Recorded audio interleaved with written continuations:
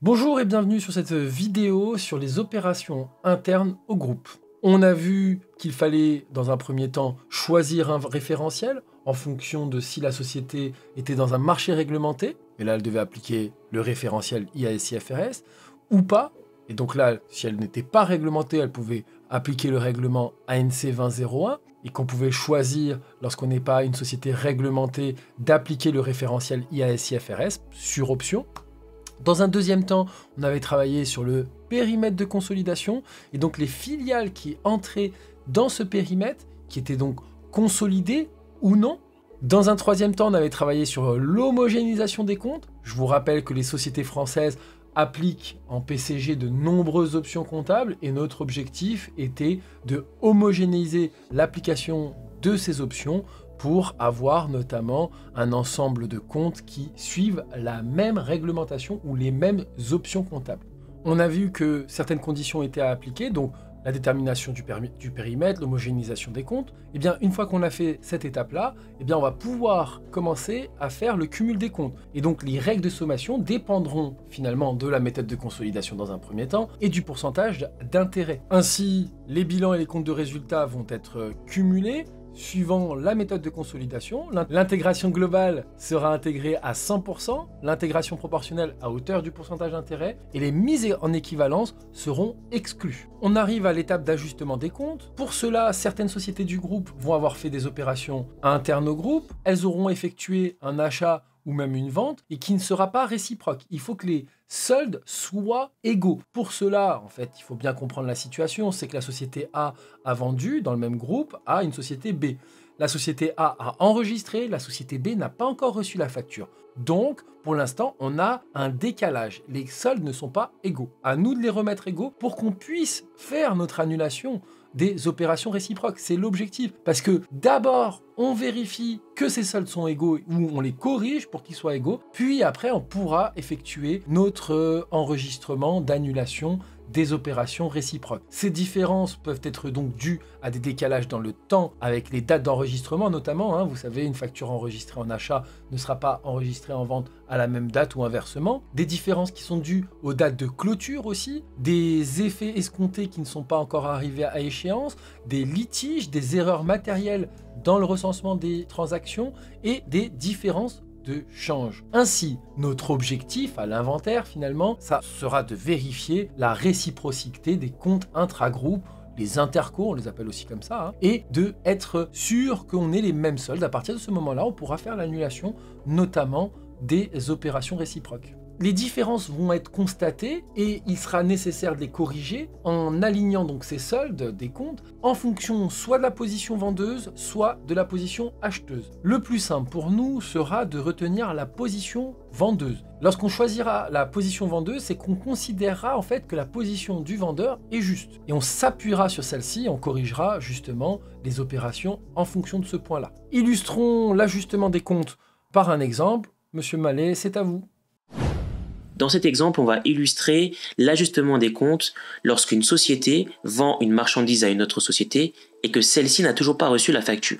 Conséquence, on va avoir des soldes qui vont être inégaux. Ici, on a bien donc une société X qui consolide la société Y. Ils appartiennent bien au même groupe.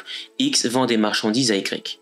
Dans la société X, on se rend compte que le compte client est débiteur de 1 200 €, alors que le compte fournisseur est créditeur de 600 €. On se rend bien compte ici qu'on a des soldes qui sont inégaux. Pourquoi ces soldes sont inégaux? Tout simplement parce qu'une facture de 600 € n'a toujours pas été reçue par Y. Ainsi, on va devoir procéder à un ajustement. Cet ajustement, encore une fois, il doit être réalisé selon la position du vendeur au DSCG, c'est ce qu'on vous conseille.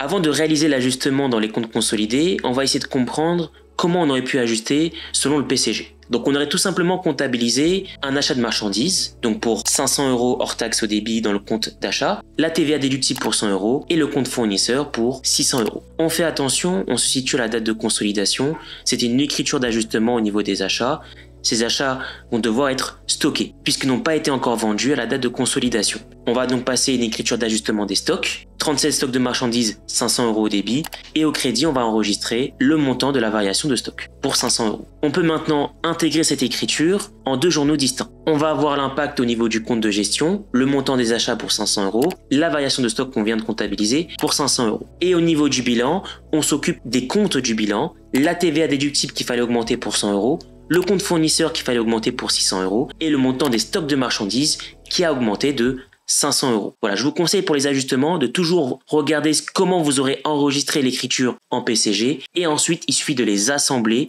en respectant bien les comptes de charges et produits qui impactent le compte de gestion et les comptes qui vont impacter le bilan.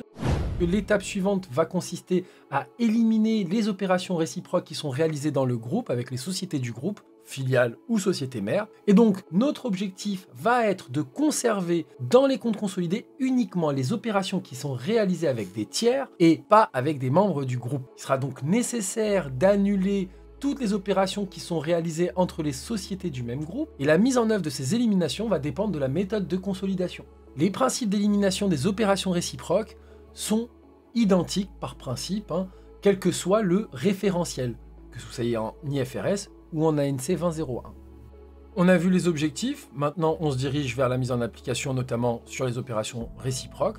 On a 2 types d'opérations, des opérations qui n'affectent pas le résultat, et donc on parlera d'opérations qui sont symétriques. Les opérations qui vont affecter quant à elles le résultat seront des opérations non symétriques. On se dirige sur les premières opérations, les opérations symétriques, qui n'affectent pas le résultat, puisqu'elles sont bien symétriques. Et donc, les créances et les dettes réciproques pourront être annulées, donc client, fournisseur, prêt, emprunt, effet à recevoir, effet à payer.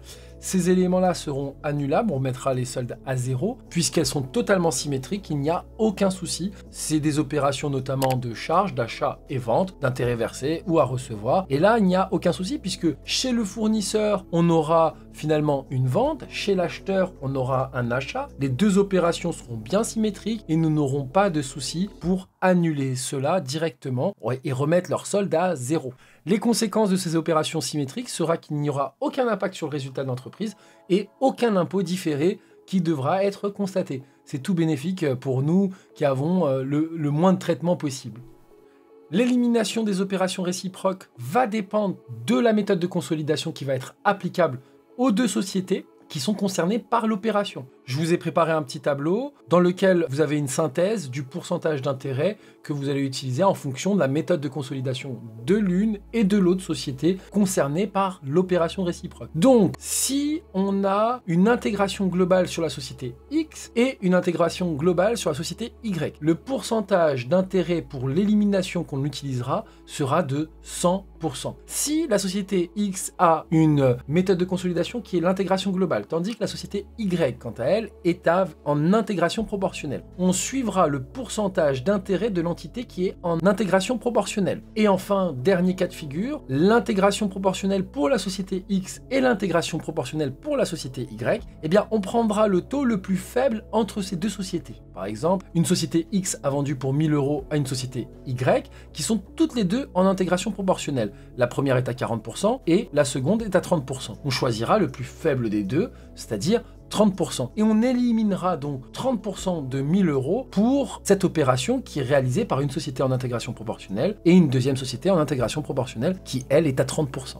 Pour les sociétés qui sont mises en équivalence, les comptes ne sont pas cumulés. Donc on fera attention à ne pas les annuler tout simplement.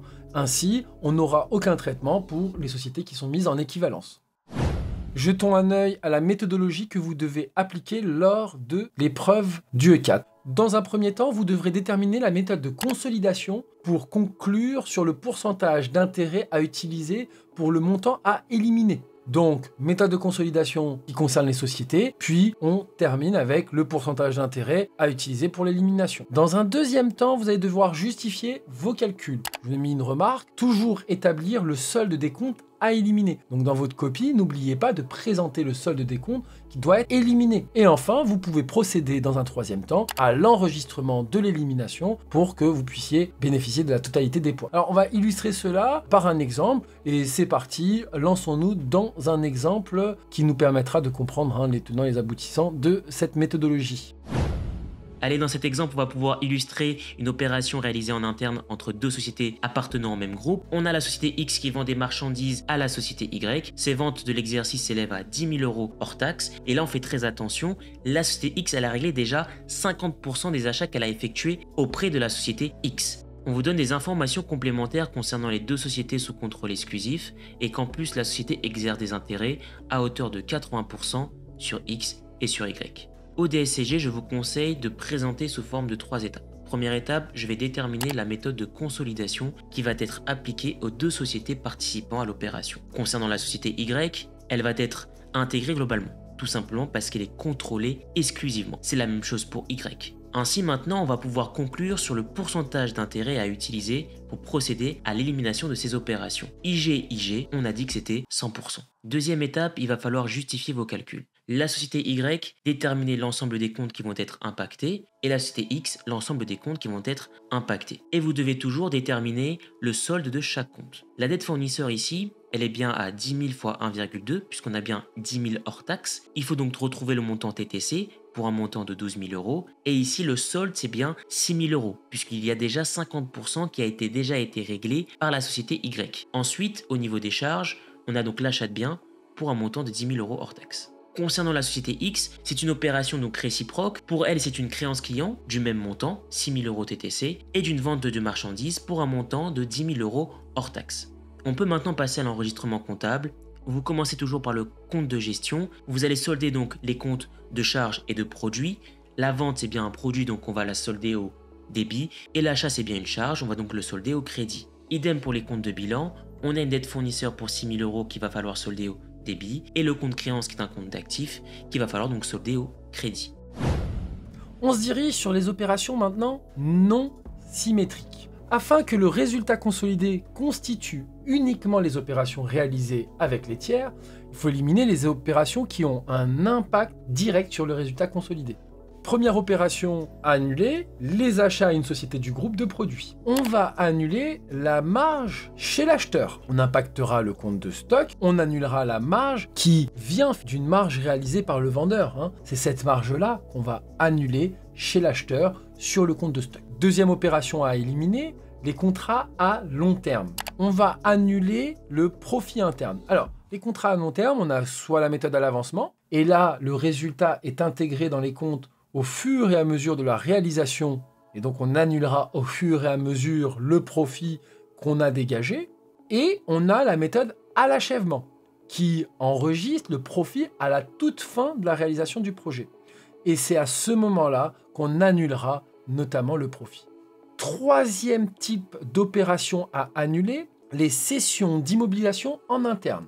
On annulera la plus ou moins value interne réalisée. Ainsi, je vous rappelle qu'on dégage une plus ou moins value en faisant le prix de cession moins sa valeur nette comptable, et c'est cette différence qu'on annulera notamment chez le vendeur. Vu que la plus ou moins value a été annulée, on va considérer que la vente n'a pas eu lieu. Quatrième type d'opération, la distribution de dividendes. Bon, bien sûr, intragroupe, toujours sur des opérations intragroupe. Une société va verser des dividendes à une autre société. Je vous rappelle que celle qui verse, eh bien pour elle, il n'y a pas de produit ou de charge. Par contre, pour celle qui perçoit, il y a bien un produit financier qu'il faudra annuler.